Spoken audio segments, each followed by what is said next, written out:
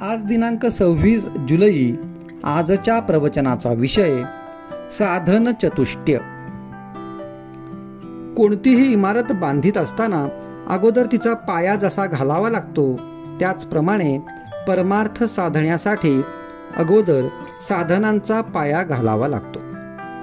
शास्त्राने 4 प्रकारचे साधन सांगितले आहे. प्रथम, नित्यानित्य वस्तू विवेक करावा. अनित्य जो विषय त्याच्या बाबतीत आपण उदास व्हावे आणि नित्य जो भगवंत त्याच्याकडे लक्ष द्यावे. नंतर या जगातल्या किंवा स्वर्गातल्या भोगाची वासना नाहीशी करावी. हे दुसरे साधन होय.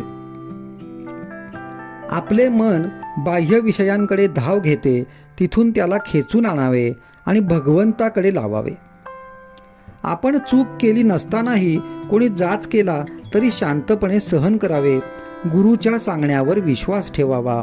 हर्ष विषाद न मानता संतोषाने राहावे. हे तिसरे साधन होय. शेवटी भगवंताच्या भेटीची किंवा सद्गुरूंच्या भेटीची खरी तळमळ लागावी. ही सर्व साधन सामग्री असेल तरच साधकाला ब्रह्मदर्शन घडेल. ब्रह्मदर्शन होण्यासाठी कडकडीत वैराग्य असावे लागते. पैशाचा लोभ पूर्णपणे गेला पाहिजे. मनामधली कामवासना पूर्णपणे गेली पाहिजे. मोहाला बळी पडता कामा नये. नुसता प्रपंच चांगला करणे हे काही मनुष्य जन्माचे ध्येय नाही. जनावरे देखील आपापला प्रपंच करतातच. मनुष्याने भगवंताची उपासना करून त्याची प्राप्ती करून घेतली पाहिजे, तरच प्रपंचातल्या कष्टांचे सार्थक होते. सध्याच्या परिस्थितीमध्ये उपासना करायला नामासारखा सोपा उपाय नाही. खरोखर भगवंताच्या नामामध्ये फार मोठे सामर्थ्य साठविलेले आहे.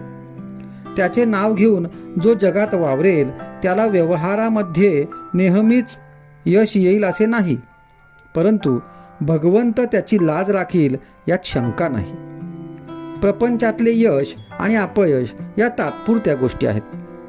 भगवंताच्या अनुसंधानाला खरे महत्त्व आहे.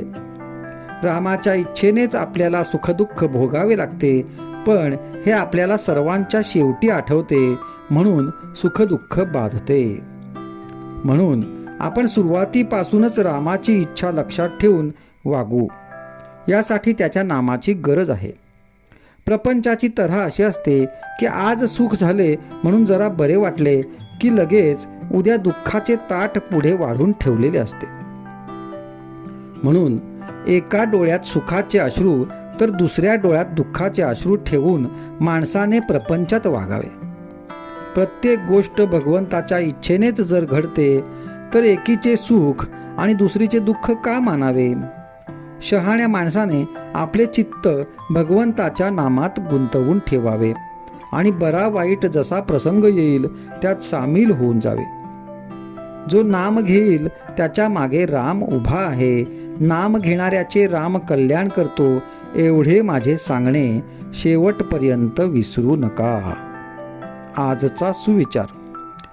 अतिप्रेमाने नाम घ्यावे. नामात तल्लीन झाल्यावर देहाची सुखदुःखे बाधणार नाहीत.